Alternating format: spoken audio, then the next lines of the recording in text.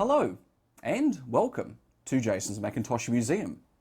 I'm Jason, your host, and today we're looking at a Macintosh PowerBook Duo 250 from 1993. The Macintosh Duo series of notebooks really was Apple's first attempt to create a proper sub-notebook. And what I mean by that is creating a notebook system that placed portability, size and lightness ahead of every other priority. So in other words, rather than having a fully featured notebook computer that had all the power and all the expandability of your desktop machine, Apple created a notebook that gave you the basics in a very small and very light package, which also had very good battery life. Now, just to give you an idea as to how much smaller and lighter the PowerBook Duo series is when compared to the older 100 series PowerBooks, which were actually sold at the same time as the Duos, I've got here my Duo 250 on the right and a PowerBook 170 on the left. Now, because all the PowerBook 100 series machines, apart from the 100 of course, shared the same case, and all the Duos shared the same case, this is a good comparison. So you can see already that the 170 is physically a little bit taller, and it's a little bit wider, and it's also a little bit deeper. In terms of the footprint, the Duo certainly occupies a smaller footprint on the desk, but I think the most telling comparison is when you close the lids, and you can see quite clearly how much taller the 170 is when compared with the Duo 250. So actually you can see it right there. The Duo 250 is quite a bit smaller, and it's also quite a bit lighter. Even though the batteries installed in the 250 are not installed in the 170, I can tell you that the Duo is quite a bit lighter. And in fact, if I put the Duo on top of the 170, line them up at the front, you can see there quite clearly how much of a smaller footprint the Duo occupies. Of course, the price you pay for having a small and light notebook is, as I mentioned, the lack of ports. And you can see that on the 170 you have all the various ports you would normally have on a desktop Macintosh, apart from an external monitor of course. But on the Duo you've got the modem port on the left and your serial port on the right, and somewhere to plug the charger in. But of course, if you're wondering what's behind that cover, that is a docking connector that we'll talk about in a moment. Now you may be asking, well, how did Apple manage this? How did they get the Duo to be such a small and light system? And more importantly, what does the Duo not have that other bigger and heavier notebooks do have? Well, the first thing they did was they took out all the ports that basically are not necessary for normal use. In other words, on the Duo, the only ports that you have are a power port, a charger connector in other words. You also have a port for a built-in modem if one is installed, and you also have a combined serial port for a printer or external modem. And that was it. Those were the only ports available on the Duo laptops. But of course, there was the ability to add one of several different types of docking station to these Duos to give you more ports. So if you wanted external SCSI, external floppy drive, dual serial ports, an external monitor port, you could get all of those if you attached a docking station to the Duo. And I should mention that I'll be talking about the Duo docking systems in a separate video because there are several of them, and I'll be going into them in a bit of detail. So eliminating a lot of the unnecessary ports was one way to get the size of the notebook down, but the Duo series also benefited from a much more tightly integrated logic board, which took up far less space than the boards did in the older 100 series PowerBooks. And in addition, the battery used by the Duo was a nickel metal hydride battery. It was actually the first Macintosh portable system to use that type of battery, as opposed to the lead acid batteries used by the portable and PowerBook 100 and the NiCad batteries used by the other PowerBook 100 series machines. Now, there are actually a total of 7 different models in the Duo series, and they ranged from the Duo 210, which was a 25 MHz 030 CPU-based machine with a passive matrix black and white display, all the way up to the Duo 2300C, which was actually the one and only PowerPC based Duo, which had a 100 MHz PowerPC 603E chip and an active matrix color display. But it's worth noting that all the Duo models shared exactly the same case. In fact, the only external differences between the models was simply in the badging, the size of the screen, and also in the case of the 2300C, it used a trackpad rather than a trackball as all the other models did. But they all shared exactly the same compact case, and they all used the same docking system, which made it easy if you're upgrading from one model to another, you could retain all of your other peripherals. Now, this one, the Duo 250, is really the mid-range model. This one has a 33 MHz 68030 CPU. It's got 4 MB of memory, expandable up to 24 MB, and it's got an active matrix 4-bit, i.e. 16 grayscale display at 640 by 400 resolution. And as I mentioned, some of the Duos had passive matrix black and white, some had active matrix black and white, and the others had active matrix color. And I should also mention, of course, that this model, the PowerBook Duo 250, was launched alongside the 270C in October of 1993 and was discontinued in May of 1994. Now, one of the other points I should make about the PowerBook Duo series of notebooks is to do with their build quality. Now, if you've watched my video on the PowerBook 100 series, where I talk about all the various issues that they have, one of the main problems with the PowerBook 100 series notebooks is due to the case plastics becoming very brittle and the screen hinges breaking away from the plastics on both the case and on the screen itself. But strangely enough, the PowerBook Duo series of notebooks, being based on a totally different design, don't have any of those problems. I've got several PowerBook Duos, and not one of them has shown any problems with the case plastics becoming brittle or the screen hinges failing or anything like that. So it's unusual that even though the Duos were made at the same time as the PowerBook 100 series, I believe that the Duos are actually much better built.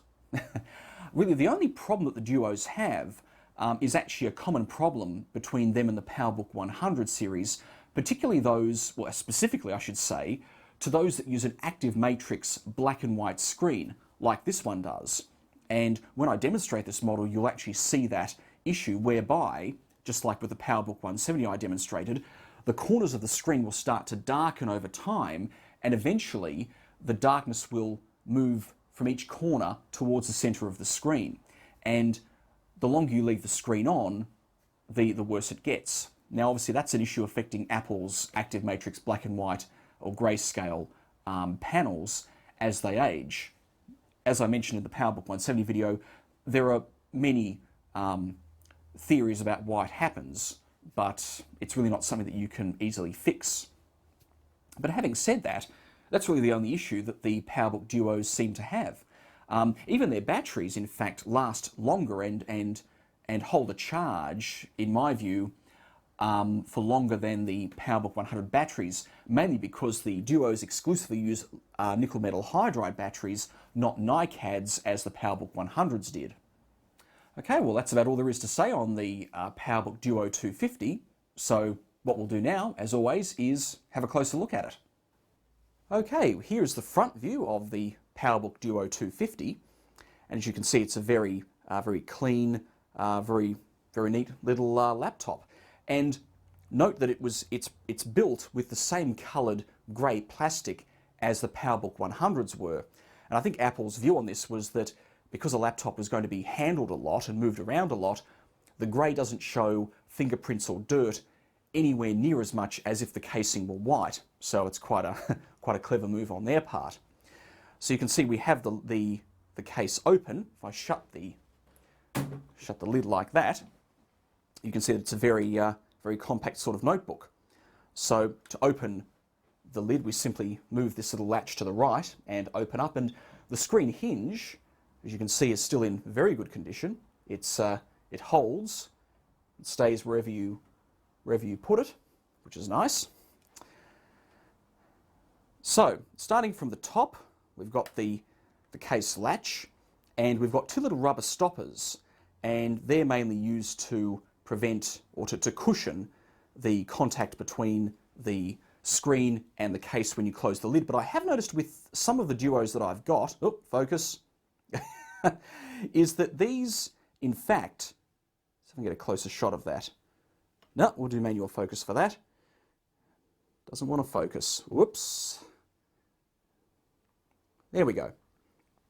What I've noticed on some of them is that over time, the rubber that these are made from, just like the rubber in a lot of products like this, does turn to a gooey mush. And what can then happen is that when you close the lid, those rubber pads will then leave marks on the bottom of the case, or down here, where they contact the case when the lid is closed. So you should be careful of that. So that's the top. Now here's the screen. This one is a active matrix 16 grayscale display. Whoa, focus, focus. This camera does not want to focus today. There we go. So it's a 16 grayscale display and active matrix, as I said.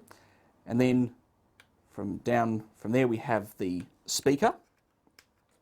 There's only one speaker on the PowerBook Duos. Then across there we have the Apple logo and name tag. And it's interesting to note that the older Duos, such as the 210 and 230, actually had the word Macintosh on them. But from the 250 on up, I don't believe they did. In fact, I have to go and check that because I think my 280C might actually have the word Macintosh on it. Either way, this one does not. So moving across from there, we've got the contrast and brightness controls for the display. This one being active matrix though, I'm not sure why a contrast control is necessary. And in fact, the contrast control doesn't actually have any effect on this screen. So my feeling is they may have used the same screen bezel for both the 230 and 250, the 230 having a passive matrix screen that did use a contrast control. Go figure. But in this case, the contrast control doesn't do anything. Okay, and down from there we've got the keyboard.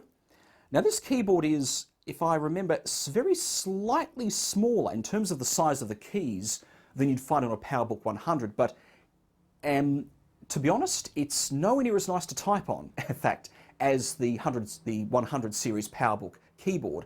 Don't know why, but the Duos had a very different type of keyboard with a different key mechanism, and when you type on it, you can feel the difference. So it's a bit of a shame that, but must have been the price you paid for a very small and light notebook. Then down here we have the built-in trackball. Again, a little smaller than the one you'd find in a PowerBook 100 series machine, but still a very smooth operating trackball. And of course you've got the two buttons, one above and one below.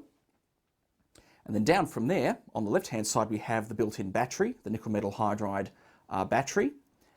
And over here, well, nothing. That's where the hard drive would normally sit. So that's the front of the PowerBook Duo 250. And I mentioned if I close the lid, there's not much to really see on here, apart from the Apple logo on the front of the lid, as you can see. So let me quickly flip it over and have a look at the underside, because that's where Apple put all of their information. So again, we have two little rubber pads. In this case, the rubber has completely disintegrated. As you can see, there's normally a rubber pad sitting in that location there and in that location there. But they've all disintegrated over time. Here is the serial number tag. And then just below that, we have the information tag. PowerBook Duo, assembled in USA, model M7777. 24 volt supply at 1 amp. And all the various certifications. And that's about it for the underside. So let me quickly put it back down and we'll have a look at the back. Okay, here's the rear view of the PowerBook Duo 250, and as you can see, there's not really much to talk about. But, as I mentioned, with the Duo series, Apple did not give you very many ports at all, because the idea was that you would hook it up to a docking station of some kind to get all the ports that you needed. But the ports that we do have, well, first of all, this one here is of course for the power adapter. And then to the right of that we have a port for, as you can see, it's marked as a combination printer and modem port. But to actually access it, we have to rotate this little foot downwards, as you can see by the arrow. And this is quite clever because these port covers, there's one on this side over here as well for the built-in modem, these port covers have another function. They are not just covers for the ports, but they also act as feet that you can use to raise up the rear of the Duo. So if I quickly flip these down, you can see that we've now uncovered the ports, but we've also raised up the back of the Duo. So it works in a very similar way to the wheels that you rotate on the sides of the PowerBook 100 series machines to raise up the rear. So very clever design. So now we've uncovered it. There's our serial port for a printer or a modem. And if an internal modem was fitted, the modem port would be here. Now, of course, this plastic cover hides the docking connector. So just open it up. And that is the docking connector. So this connector is designed to mate with one of several types of docking station for the PowerBook Duo. And incidentally, all of the Duos use this exact connector. So you can use any docking station for a Duo with any of the models, even the PowerPC model, in fact. So I'll talk about the docking stations in another video, but you basically either insert the Duo into the docking station or clip the back of the docking station to the Duo, depending on what you have. And then you would get ports such as external SCSI, external monitor, ADB, etc., etc., etc. And of course, when not in use, you just pull down to close the cover. Okay, so that's our look at the Macintosh PowerBook Duo 250. So what we'll do now, of course, is we'll take it apart. Now, if I was to compare taking a PowerBook Duo apart as compared to, say, a PowerBook 100 series machine, I'd have to say that the Duo is quite a bit easier. Even though the Duo appears to be better built and in fact actually feels a bit sturdier than a PowerBook 100 series machine, it's actually easier to disassemble. Go figure. Maybe it's because Apple learned very quickly from the PowerBook 100 series as to the problems that it had. I don't know, but either way, the first thing we'll do is we'll take out the battery. Now, to take it out, there is a button you push on the battery cover, and then you slide the cover in this direction, and then you can pull the battery out. So we'll just push on that and slide it like that, and then the battery will come out. So that's the battery removed. Now the next thing we have to do, what is the next thing we'll have to do? I think next thing we have to do is we have to remove the keyboard. That's right. So to do that, we'll tip the Duo over, and there are 3 screws to undo, here, here, and here, and they're all Torx bits. So let me find the Torx driver, and we'll take them out. Now, sometimes we have to tip it over to get the screws out. In fact, we may, well, once we remove the keyboard, I think they'll pop out. But anyway, with the screws removed or loosened, the keyboard, as you can see, it now pops itself up, and you can simply grab the bottom of it and pivot it up and turn it over like this. And that exposes the logic board. But of course, the keyboard has to be disconnected. So we have 2 ribbon cables here and here that have to be undone. And if you look closely at those ribbon cables, I'll try and get a close-up shot of this. Actually, let me just move it closer. You can see that the cables the connectors have tabs on them that you have to release. So don't just try yanking on the ribbon cables, because you'll most likely tear them, and that would not be good. But having said that, I do believe that all of the PowerBook Duo machines have the same type of keyboard. So if you have another Duo of a different model, I believe you can swap the keyboards over. But don't quote me on that. So just carefully get a flathead screwdriver to remove or to loosen these little tabs. You just pop them forward like that, and same on the other one. And when you've done that, the cable should just pull straight out with little resistance, and that's the keyboard removed. Okay, Now what we can do is, the next step would be to remove this top panel here, from here all the way around. This is all one piece. Now to take it out, I believe we have to remove a fourth screw. So, if we just turn this back over, we have another screw here that has to be taken out. Again, the screw probably won't pop out unless we turn it over. No, it's going to stay in there, that's all right. So I believe at this point we can very carefully, I believe we have to, just open the display all the way, I believe we have to release actually before we remove this top cover, I'm going to take off these two little screen clutch covers, I think Apple calls them. That'll help. Now to do that, we have to be very careful. We have to actually slide this cover to the left and this cover to the right. But you have to apply very gentle upward pressure on it to release the clips. So what I'm going to do is maybe try it from just carefully push up on it while I move it outwards, and hopefully it's going to release. Just have to be very careful when I do this. Let me try this side as well. Oh, so that one came off quite easily. There we go.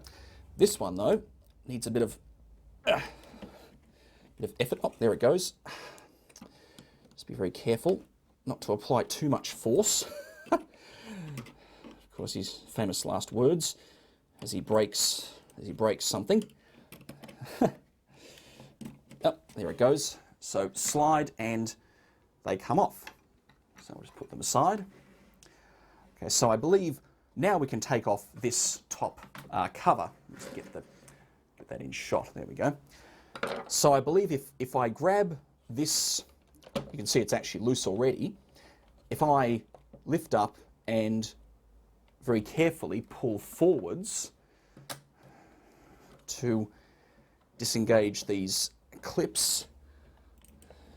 I think there's actually a clip. Is there a clip down there? Ah yes, there is a clip down there. Down in here, there's a clip that also has to be loosened, just there where the screwdriver is, to separate these two halves. So let me do that very carefully. Just move that clip. Ah, there we go, that's loosened. So I should now be able to separate the two halves of the case. As you can see there. Oh, there we go. Now, but before I pull too far, so make sure that it's all... Oh, there we go. So the top cover is now removed. And notice the trackball, unlike the PowerBook 100 series, the trackball stays with the lower case rather than with the upper case. So you don't have to remove the trackball to get that cover off. So now what we have is we have the logic board here, hard drive here, and memory module, expansion module over here. So what we'll do now is we'll take off the display assembly. So with the clutch covers removed, we've got access to the two screws we have to undo, one here and one over here. But of course, before we do that, we must remove this connector here for the display. So very carefully pull up on that. And also you'll need to release it from this, it looks like a some kind of, I'm not sure what that, I think it's probably to guard against interference or something like that. It looks like some sort of coil, but you have to, it's actually taped to this metal chassis. But of course, if you remove the display and yank up on it, you may in fact break this or tear the ribbon cable. So you have to very carefully pry this little unit up so it actually releases from the chassis. I have to be very careful here because I do not want to damage the ribbon cable. Oh, there it is. So that's now loose. So we can now take the screws out. And when you take the screws out, you'll see a little metal cover that comes off like that. It comes off, and then you can lift the screen straight up. Okay, I have missed one thing. This clutch cover here is actually clipped to a piece of plastic that sits just below it. What I mean is if I move, hopefully you can see it here, the clutch cover here is actually clipped to this piece of plastic down here. So I have to very carefully disconnect that. So I'm going to, this is probably the trickiest bit of the whole thing, because at this point it's very easy to damage the ribbon cable for the display. So I'm just going to pry up on it. Oh, that clip just clipped itself back in. I didn't want that. Okay, let's hold it like that. Okay, that's good. That half is up. Now we have to carefully close the lid and pry this clutch cover off here. Again, have to be very, very careful. I don't want to break anything.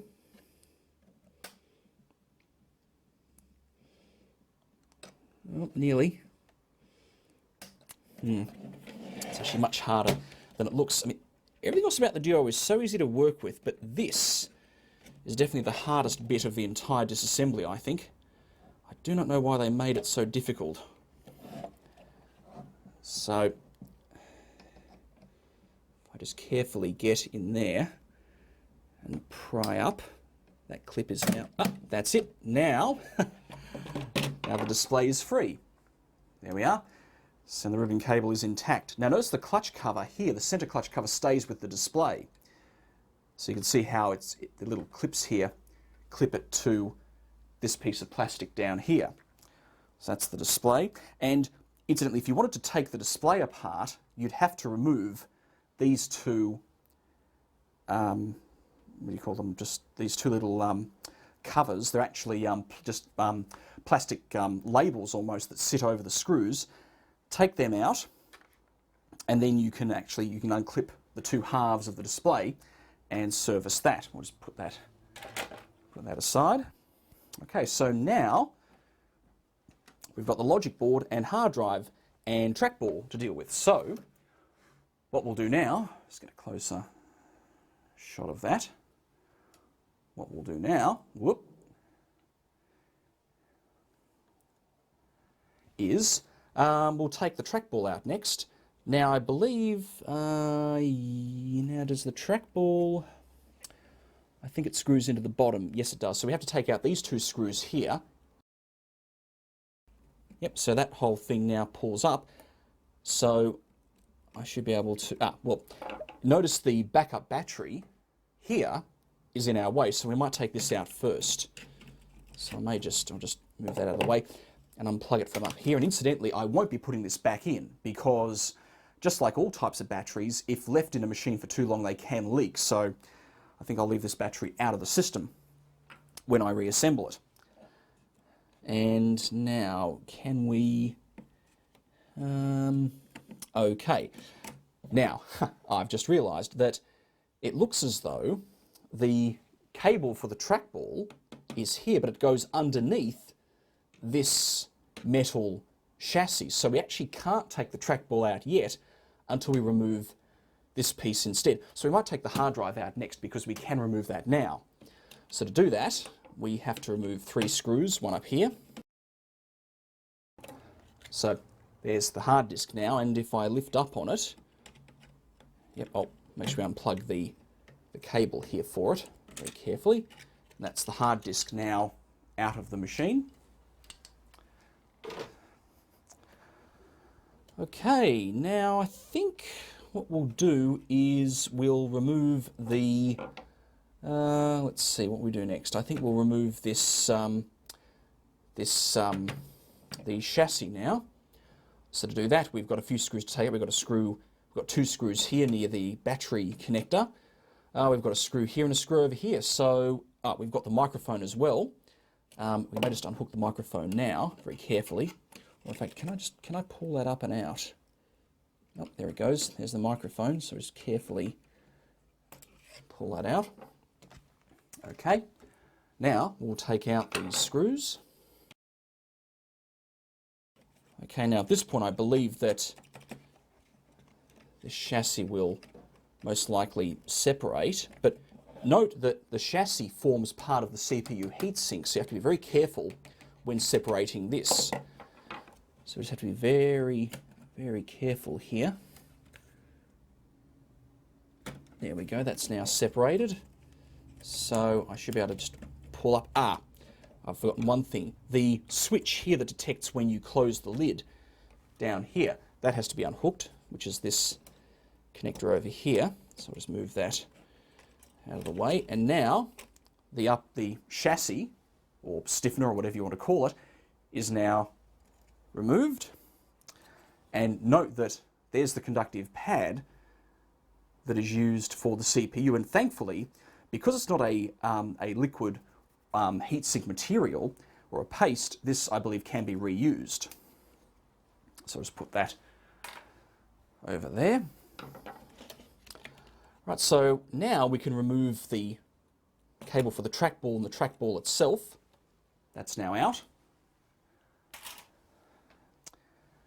And I think at this point the logic board should just lift out of the system. Let's see if I'm right. Don't believe there are any more screws I have to deal with, so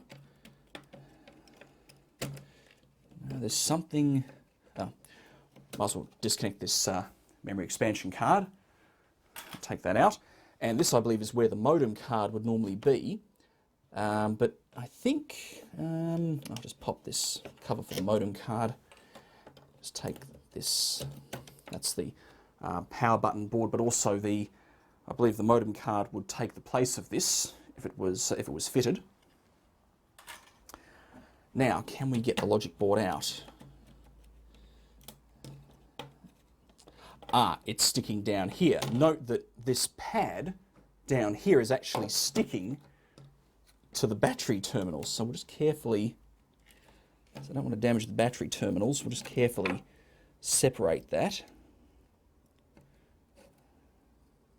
There we go. And the logic board is now removed. Okay, well that's about all we've got. We've got a pad underneath here, but that looks like that's all we have left. So, oh, there go the screws. Let's move them aside. Right, so that's the PowerBook Duo 250 disassembled. So what we'll do now is have a look at some of the components. Okay, here is the logic board out of the Macintosh PowerBook Duo 250. And it's actually sitting a bit crooked because, of course, the battery terminals on the left there, they protrude out from the bottom of the board, so that's why it's not sitting quite straight. But as you can see, it's a very, very small and well-integrated board. And this is one of the reasons why Apple was able to create such a small and light system. Because if you compare this with the board that the PowerBook 100 series used, including the CPU daughter card, which has to sit on top, this is a far better integrated solution. So, starting from the top, we've got the serial and, the serial port, the printer and modem port. Now, I don't know if this sticker is original. I've not seen this on any other board that any of my Macs have, so I don't know whether this was actually repaired at some point or what, but maybe someone else who has a Duo might chime in on that and let me know. Here's the charger, or the power supply connector, and here's the docking connector.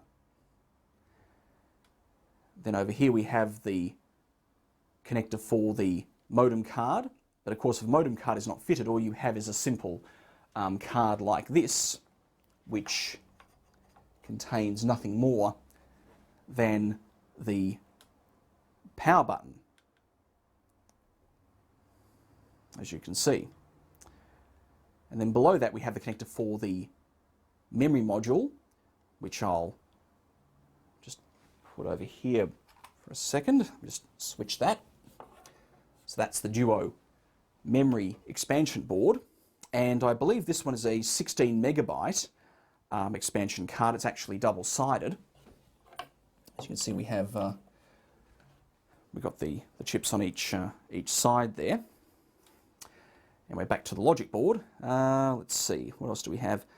I believe we've got, I think that's the ROM chip just there. There's the main CPU, Motorola 68030, running at 33 megahertz. Voltage regulators there. What else have we got? That I believe is one of the Glue Logic chips. And there's another one of them there. That I believe is the SCSI controller. And here's the built-in RAM. I think that's 4 megabytes of memory right there. And I think that's the video, that'd be the video LCD video controller there, the Chips Technologies controller, and the video RAM there. Not sure what that chip is, to be honest. I'm not sure. Let's keep looking. And that's the battery terminal connector there. So there's the serial number of the board itself. The keyboard connector is just below that. There's a connector for the screen switch, I think, and then the trackball connector there. Backup battery connector there, and hard disk connector there. And finally, the name tag there, Apple Computer Incorporated, copyright 1992. Now that's one side of the board, so I'll quickly flip it over and we'll have a look at the other side, because this is a dual-sided board. But on the back, there's not much to really talk about, apart from what looks like another ROM chip here. And apart from that, just a few voltage regulators and other miscellaneous chips. I think that's a memory chip there as well. That could be more of the display RAM. But interestingly enough, there's another connector here, and I don't know what it's for, to be honest. That was never used in the Duo. It was never connected up to anything, so that might have been for use on the production line for testing the board. I'm not quite sure. And what's also intriguing is this sticker, which, let me just turn it the right way up so you can see what it says. Whoops, where is it? Tested 30th of January 1995.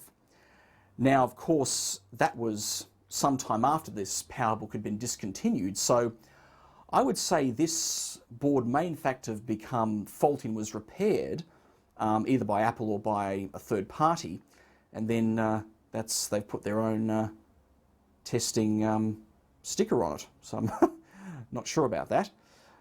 But other than that, there's not much else to really talk about on this board.